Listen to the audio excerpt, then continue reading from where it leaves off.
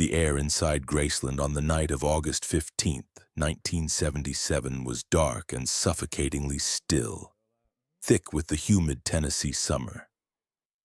But was this oppressive stillness merely the weather? Or was it the final silent exhalation of a tragedy that had been unfolding for years? The official story would be written in sterile medical terms, but the truth was far more complex, a ghost that still haunts the empty, velvet-lined rooms of the mansion. The king of rock and roll, Elvis Presley, was dying, but this wasn't the fiery, glorious end the world might have expected for a demigod. This was the quiet, lonely collapse of a man whose fame had been both his salvation and his most inescapable prison. And when the lights of his life finally dimmed, the essential question was not just how he died, but why his fate had been sealed long before he ever took that final labored breath. He passed the final hours of his life in a listless, routine manner that had become his norm. He played a few songs on the piano in his jungle-themed den, his voice still a magnificent, resonant instrument, even if the fire behind it had been reduced to embers. He made late-night phone calls discussing the mundane details of a new tour set to begin in just a couple of days, a tour he seemed both to dread and to need. For years the world adored him, but as the king of rock and roll, he was trapped in a cage made of fame, contracts, and the constant surveillance of his own court. Could any man truly remain free in such a gilded prison? Surrounded by people, he was profoundly alone. His body, once a symbol of rebellious, virile energy, was now a wreck, ravaged by a superhuman performance schedule and a staggering physician-prescribed cocktail of narcotics, uppers, downers, and painkillers. He was overweight, unwell, and deeply unhappy. The world knew Elvis Presley as the icon who could never be replaced, but in the suffocating stillness of Graceland, Elvis himself felt like a ghost, trapped in the majestic ruins of his own fame. In the early morning hours of August 16th, he retreated to his private bathroom, a book in his hand, his final sanctuary. It was there, hours later, that his girlfriend, Ginger Alden, would find him, collapsed and lifeless on the floor. In those final solitary moments, as the world he built faded to black, did Elvis Presley question the monumental, suffocating life he had created? Or did he simply finally accept his surrender? The king of rock and roll, the man who had sold over 1 billion records, the icon who had single-handedly re-engineered popular culture, had died not in a blaze of glory, but in the quiet, lonely, and undignified manner of a middle-aged man succumbing to his own mythology. The king was dead. The news would send a shockwave across the globe, but the real story was not just how he died, but how the poor, shy mama's boy from a 2-room shack in Tupelo, Mississippi, became a king in the first place, and why that kingdom ultimately became a prison he could never, ever escape. To understand the man who ended his life in the gilded isolation of Graceland, you must first understand the boy who began it in the suffocating grip of abject poverty. Elvis Aaron Presley was born on January 8, 1935, in a tiny 2-room shotgun shack in East Tupelo, Mississippi, built by his father Vernon with his own hands. But he was not born alone. He had an identical twin brother, Jesse Garin, who was tragically delivered stillborn just 35 minutes before him. This event, this primal pre-memory loss, would become the central haunting fact of Elvis's psychological landscape. He grew up with the profound, unspoken sense of a missing other half, a phantom limb on his soul. His mother, Gladys, a vibrant but deeply anxious woman, poured all of her love, her hopes, and her fears into her surviving son. Their bond was legendarily, almost unnervingly close. In the desperate poverty of the Depression-era South, where Vernon struggled to find steady work and was even briefly jailed for check forgery, Gladys and Elvis clung to each other. They developed their own private baby talk, a language of pet names and affections that they would continue to use even when he was a global superstar. He was her entire world, and she was his. She was the emotional sun around which his universe revolved, a source of unconditional love that would become the one thing he would spend the rest of his life trying to replicate, and the standard against which every other relationship would fail. His other great influence was the music of the Deep South. Tupelo was a rigidly segregated town, but music was porous, it crossed the tracks. From the radio, Elvis absorbed the sounds of country music from the Grand Ole Opry. From the Pentecostal church his family attended, he absorbed the ecstatic, uninhibited rhythms of gospel music, the powerful call and response that would inform his own performance style. And from the other side of town, from the black neighborhoods he would tentatively explore, he absorbed the raw, visceral, and forbidden sounds of the blues. He was a musical sponge, soaking up the disparate strands of American music, white and black, sacred and secular, and synthesizing them into something new inside his own soul. In 1948, when Elvis was 13, the family packed up and moved to Memphis, Tennessee, seeking better economic opportunities. They were still desperately poor, living in public housing projects. In this new urban environment, Elvis was a shy, awkward outsider. He was the poor country boy with the strange clothes and the long, greasy hair, often picked on by his classmates. His one refuge was his guitar and the vibrant musical melting pot of Memphis. He would haunt the record stores on Beale Street, the epicenter of black blues and R&B, absorbing the music of artists like B.B., King, and Howlin' Wolf. He was living a double life. By day, he was a polite, shy, and utterly devoted son who worked odd jobs to help his family. By night, he was a young man being consumed by a revolutionary new sound that was bubbling just beneath the surface of mainstream America. He was a walking contradiction, a white boy who sang with the emotional fervor of a black gospel singer and moved with the suggestive rhythm of a bluesman. He didn't know it yet, but he was becoming the human conduit for a cultural explosion, a perfect storm of race, class, religion, and sex, all wrapped up in the body of a shy truck driver from Memphis. The fuse had been lit. The world was about to change forever. The story of rock and roll has a creation myth, a ground zero, and it took place inside the humble storefront recording studio of Sun Records at 706 Union Avenue in Memphis. The studio was run by Sam Phillips, a visionary, iconoclastic producer who was obsessed with recording the raw, authentic blues and R&B music of the city's black artists. But Phillips also had a famous, almost prophetic ambition.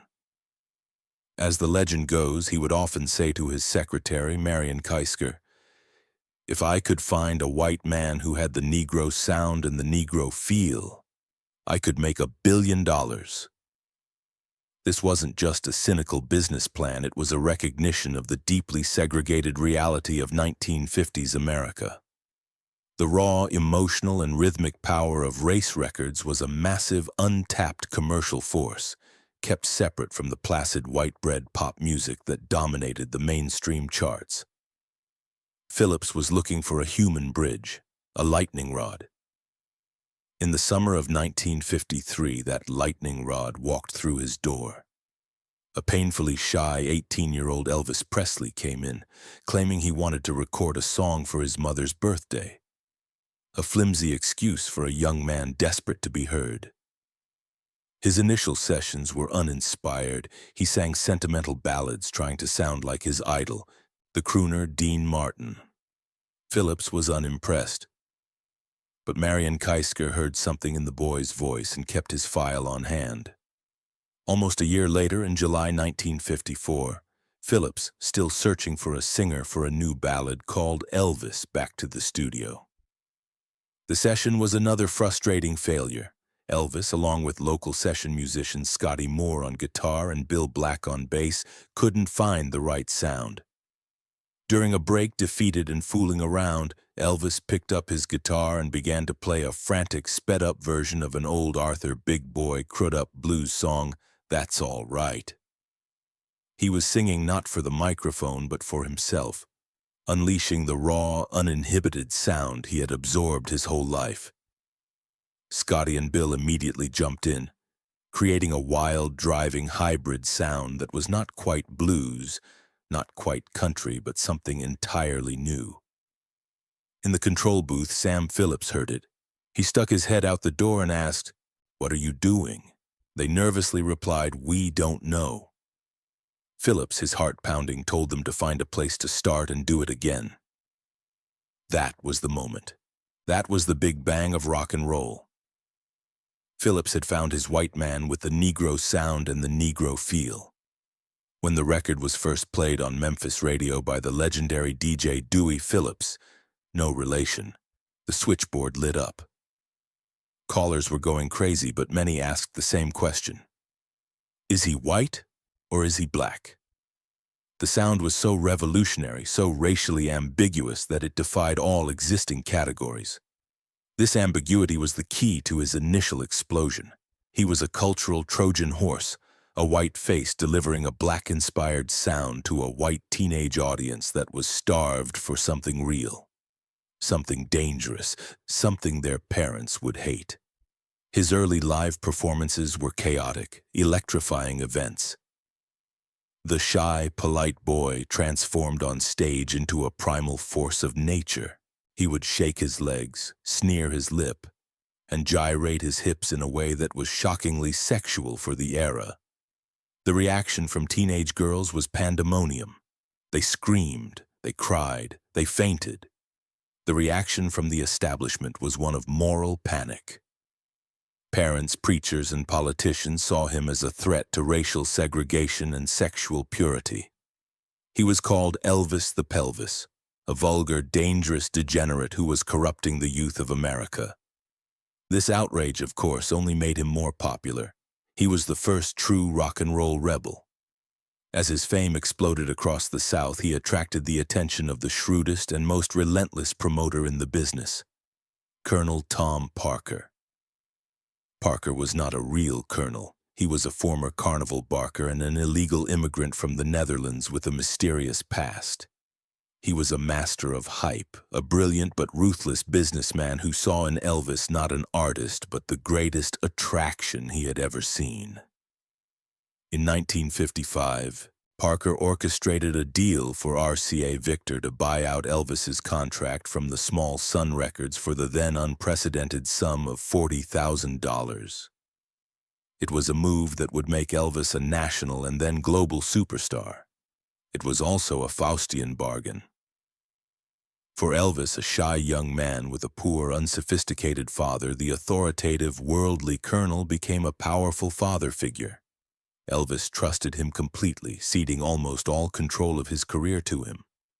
Parker, in turn, would make him fabulously wealthy, but he would also prioritize profit over artistry at every turn, a decision that would have devastating long-term consequences.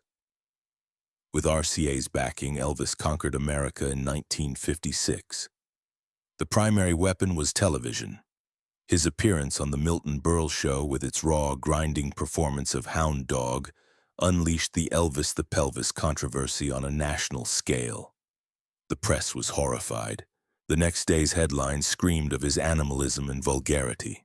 In response, his next booking on The Steve Allen Show was a deliberate attempt by the network to neuter him. In a moment of supreme humiliation, he was forced to sing Hound Dog to an actual basset hound while wearing a tuxedo. But the final victory was his. On September 9, 1956, he made his first of 3 appearances on The Ed Sullivan Show, the most influential variety show in the country. Sullivan, who had initially declared Elvis unfit for a family audience, relented after seeing the massive ratings his rivals were getting.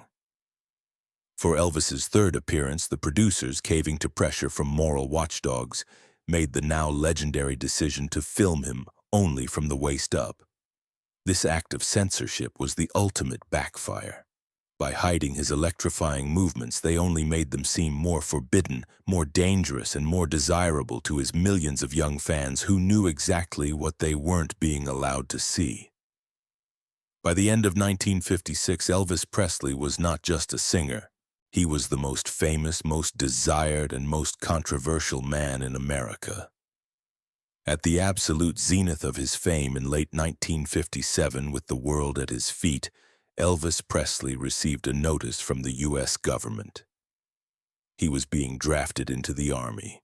For his millions of teenage fans, it was a catastrophe. For the establishment that despised him, it was a moment of triumph.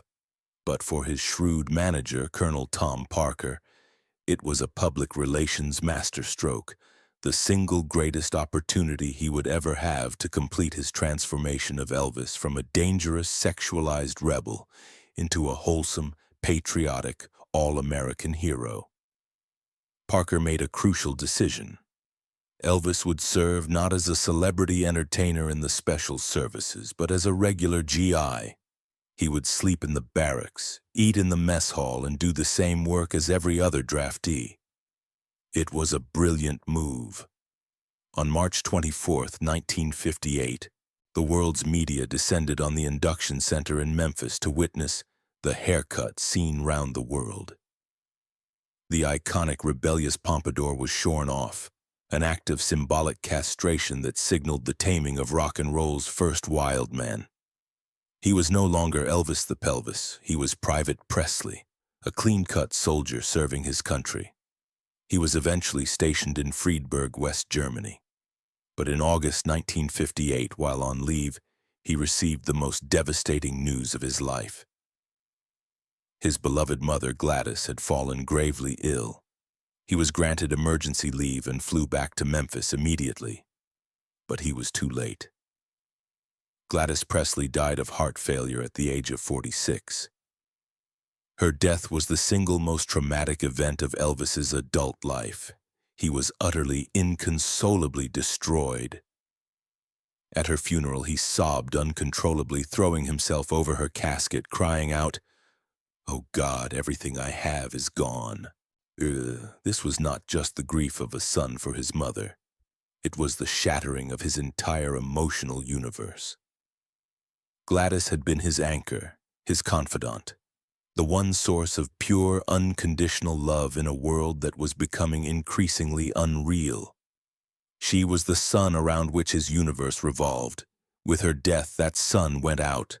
The void she left was a black hole that he would spend the rest of his life trying to fill, with fame, with adoring fans, with women, with food, and most tragically, with prescription drugs. But nothing could ever replace her. The shy, sensitive boy from Tupelo was now truly, profoundly alone. He returned to Germany a broken man, sinking into a deep depression. It was during this period that his reliance on pills began. Fellow soldiers introduced him to amphetamines to stay awake during late-night maneuvers, and a dangerous, lifelong pattern was established. It was also in this state of profound grief and loneliness that he met the person who would become the other central female figure in his life. In September 1959, at a party at his off-base home, he was introduced to Priscilla Beaulieu, the 14-year-old stepdaughter of a U.S. Air Force captain. Elvis, then 24, was immediately smitten. In the innocent, doe-eyed teenager, he saw not just a beautiful girl, but a blank slate. After the loss of his mother, he was subconsciously looking to recreate the kind of pure, uncomplicated, and totally devoted love she had given him. He began a controversial courtship, convincing her parents that his intentions were honorable. He saw in Priscilla a living doll, someone he could mold and shape into his ideal woman.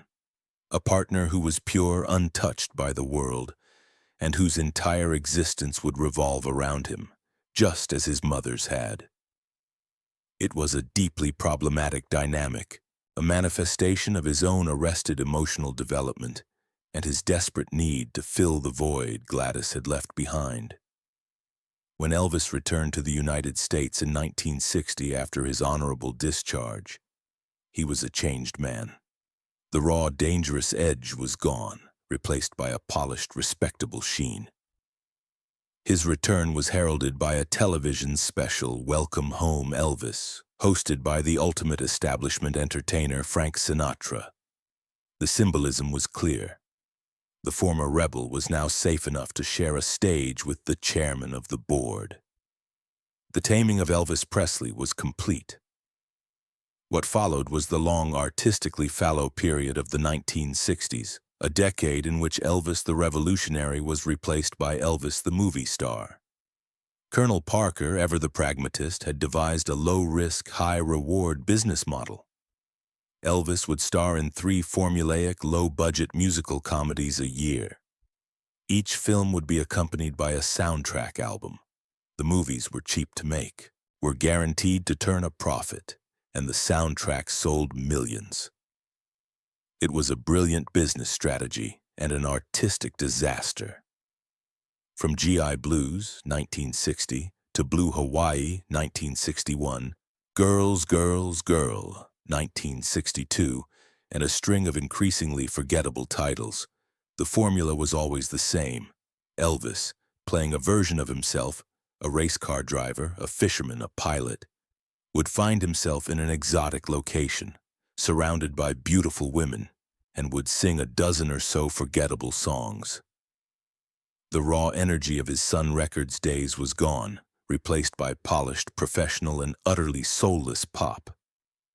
He was a prisoner in a gilded cage. He was making more money than he had ever dreamed of, but he was creatively frustrated and deeply bored. He would complain to his friends, the Memphis Mafia, about the terrible scripts and the mediocre songs. But he was a dutiful son figure to the Colonel, and he was trapped by the immense wealth the films generated. He would arrive on set, do his job with a detached professionalism, collect his paycheck, and retreat back into the isolation of his home.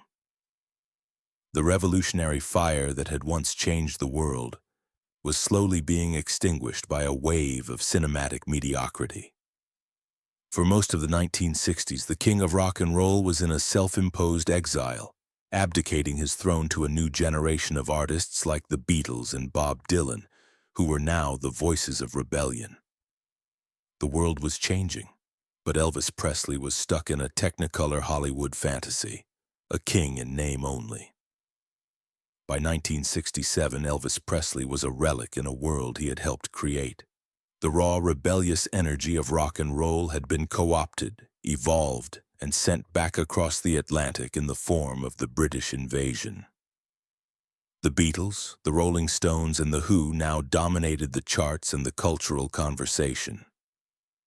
In this new landscape, Elvis, still grinding out forgettable musical comedies like Clambake, seemed hopelessly dated, a kitschy artifact from a bygone era. He was 32 years old and was already being dismissed as a nostalgia act. He was rich, he was famous, but he was no longer relevant, and he knew it. His manager, Colonel Tom Parker, ever the pragmatist, saw a new opportunity in television. He brokered a deal with NBC for a 1-hour television special. The Colonel's vision was, as always, safe, commercial, and completely uninspired. He wanted a wholesome, family-friendly Christmas special. Elvis would stand in a tuxedo, surrounded by poinsettias, and sing a collection of holiday standards. It was a vision that would have been the final nail in the coffin of his artistic credibility. But a young, visionary television director named Steve Binder was hired to produce the special. Binder saw through the Hollywood artifice to the bored, frustrated, and still immensely talented artist underneath. He recognized that this was not just another TV special.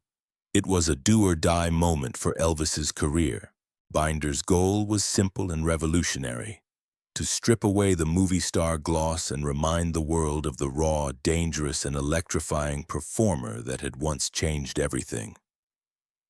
What followed was a quiet and then open rebellion. For the first time in nearly a decade, Elvis Presley defied the wishes of Colonel Tom Parker.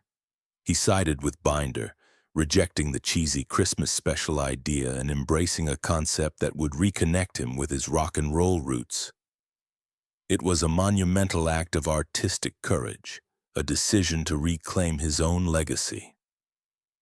The centerpiece of the special, which aired in December 1968 and is now known simply as the Yo 68 Comeback Special, was a segment that was Binder's masterstroke.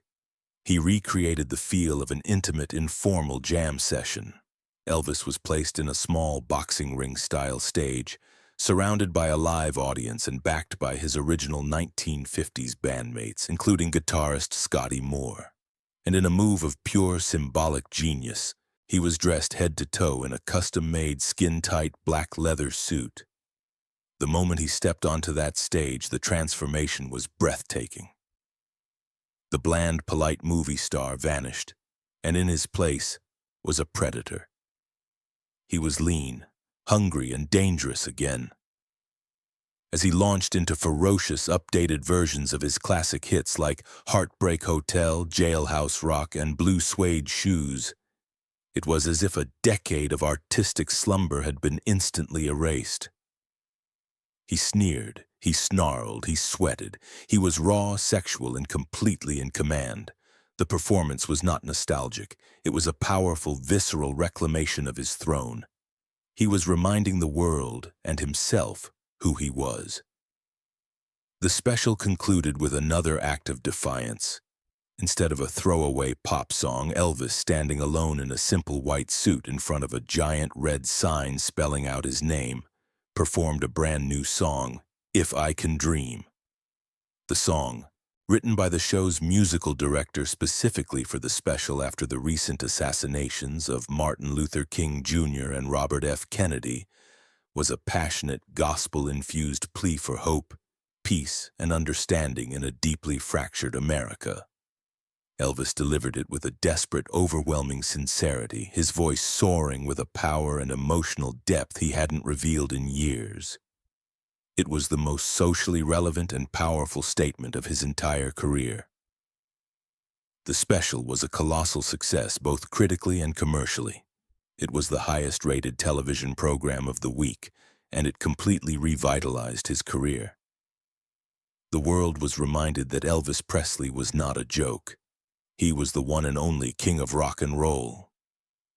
Energized by this triumph, Elvis returned to Memphis in early 1969 for his first serious recording sessions in over a decade. Working at the legendary American Sound Studio, he recorded some of the most acclaimed material of his career. Free from the constraints of his movie soundtracks, he produced a string of mature, soulful hits, including the powerful social commentary of In the Ghetto, the paranoid anthem Suspicious Minds, and the country soul classic Kentucky Rain. His voice was now richer, deeper, and more emotionally resonant than ever before. The final step of his resurrection was a return to the one place he had always commanded, the live stage. In July 1969, he opened a multi-week engagement at the newly built International Hotel in Las Vegas. The show was a massive production, featuring a full orchestra and a gospel choir. Dressed in what would become his signature high-collared white jumpsuit, he was a mesmerizing force of nature, a master showman at the absolute peak of his vocal powers. The initial Vegas shows were a stunning success, cementing his comeback and establishing a new, lucrative chapter in his career. But the triumph of Las Vegas soon revealed its dark side. The residency, which had at first been a symbol of his triumphant return, quickly became another gilded cage. The grueling schedule, 2 shows a night for weeks on end year after year, was physically and emotionally draining. The creative excitement of the comeback special gave way to the monotonous grind of a human jukebox. His personal life was also unraveling. His marriage to Priscilla, which had been strained for years, finally collapsed. She felt like a prisoner in Graceland, a living doll in his carefully controlled world. Her affair with a karate instructor led to their separation in 1972 and their divorce in 1973. For Elvis, it was another devastating emotional blow, a rejection that echoed the loss of his mother and pushed him deeper into isolation. To cope with the chronic pain from his grueling performance schedule, the deep-seated insomnia that had plagued him for years, and the profound loneliness and boredom of his isolated life, his reliance on prescription drugs escalated dramatically. His personal physician, Dr. George Nicopolis, or Dr. Nick, began prescribing him a staggering, dangerous cocktail of opiates, sedatives, amphetamines, and tranquilizers. This was not a back-alley addiction. It was a state-sanctioned dependency, enabled by a doctor who catered to his famous patients' every demand. The physical and mental toll became terrifyingly apparent. He gained a massive amount of weight, his once beautiful face becoming bloated and puffy. His on-stage performances became erratic. On some nights, he was still brilliant. On others, he would be a rambling, slurring, and often incoherent parody of himself, forgetting the lyrics to his own songs. The lean, dangerous rebel in black leather was gone, replaced by a bloated, caped caricature, a prisoner of his own myth, his own addictions, and his own suffocating fame. The king was slowly, tragically dying on his throne. The final year of Elvis Presley's life, 1977, was a slow-motion tragedy, a grim parade of increasingly erratic and painful public performances. The once electrifying king of rock and roll was now often a shadow of his former self, a bloated and wheezing figure in a rhinestone jumpsuit, struggling to get through his own shows. He would forget lyrics, ramble incoherently between songs, and at times seem barely conscious. His loyal fans, the ones who had been with him since the beginning, would watch in a state of pained denial, cheering for the memory of the man who once was. His band and entourage, trapped in a bubble of financial dependency, were powerless to intervene. The machine that the Colonel had built was designed to keep moving, regardless of the condition of its star attraction. This brings us back to the final quiet hours at Graceland. After a late-night visit to his dentist on the evening of August 15th, Elvis returned to the mansion, unable to sleep. He played a game of racquetball with his cousins around 4 a.m., the court a bizarre, private playground in his empty kingdom. He sat at the piano and sang a few gospel hymns, his voice even then a thing of beauty. He spoke with his girlfriend, Ginger Alden, about wedding plans, a desperate grasp at a future that would never come. Then in the early morning, complaining of a toothache and unable to sleep, he retreated to his private bathroom sanctuary with a book. It was his final fatal retreat from the world. His body was discovered by Ginger Alden hours later at around 2 p.m. on August 16th. The chaos that ensued was immediate.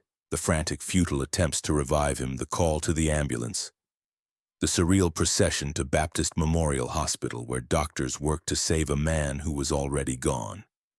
At 3:30 p.m., his father, Vernon, a broken man, stood before the world's media and announced, "My son is dead." The news of his death was a global shockwave, an event on the scale of a presidential assassination. The initial cause of death was given as a massive heart attack, a cardiac arrhythmia. His family, in a desperate attempt to protect his image, initially concealed the central role that his massive prescription drug abuse had played in his demise. But the truth would eventually emerge, revealing a tragic story of a man whose body had finally succumbed to a decade-long assault from a cocktail of powerful opiates, sedatives, and amphetamines, all prescribed by his personal physician. The public outpouring of grief was unprecedented. Tens of thousands of fans from all over the world descended on Memphis, transforming the street outside Graceland into a massive, weeping candlelight vigil that stretched for miles. The spectacle of his funeral was a national event, a final bizarre circus of genuine sorrow and media frenzy. The king was gone, but the legend was just beginning. The legacy of Elvis Presley is so monumental, it is difficult to quantify. Musically, he was a revolutionary. He was the great synthesizer, the conduit through which the raw, vibrant sounds of black rhythm and blues and the heartfelt twang of white country and Western music were fused together to create a new musical language, rock and roll. John Lennon famously said, "Before Elvis, there was nothing." It was an exaggeration, but it captured a profound truth. Elvis was the Big Bang, the singular event that transformed popular music from a polite, adult-oriented affair into the primary language of youth rebellion and cultural change. His influence is incalculable, visible in virtually every major artist who followed, from the Beatles and the Rolling Stones to Bruce Springsteen and beyond. Culturally, his impact was just as seismic. He was the first true superstar of the television age, his image broadcast into millions of homes, creating a new model of global celebrity. He revolutionized fashion with his pompadour, his leather jackets, and his flamboyant jumpsuits. Most importantly, he was a sexual revolutionary. In the buttoned-down, repressed culture of 1950s America, his suggestive sneer and gyrating hips were an act of cultural defiance, an unleashing of a primal energy that terrified the establishment and thrilled a generation of young people. He was, in a word, the man who made it safe for America to be sexy. But the final analysis of his life reveals a profound and heartbreaking paradox. His story is the ultimate parable of the American dream, its dazzling, impossible triumph and its devastating, soul-crushing cost. The shy, polite mama's boy from Tupelo, forever haunted by the ghost of his stillborn twin, was trapped inside the larger-than-life persona of Elvis the King, a sexual, rebellious icon he could never fully inhabit. He was a revolutionary artist who entered into a Faustian bargain with Colonel Tom Parker, a manager who made him the biggest star in the world, but slowly, systematically sacrificed his artistic soul at the altar of commerce. He achieved a level of fame that no one had ever experienced before, and it created a level of isolation that was ultimately unbearable. He was a king who could have anything he wanted: cars, women, houses, anything except a normal life. His final years were spent as a prisoner in Graceland, a mansion he had bought to house and protect the mother he could never get back. In the end, he was a 42-year-old man who was still in many ways the little boy from Tupelo, forever searching for the unconditional love and safety he had lost when Gladys died. Decades after his death, he remains the undisputed king. Graceland is a pilgrimage site, second only to the White House in visitors. His music and his image are permanently woven into the fabric of global culture, as potent and recognizable today as they were in 1956.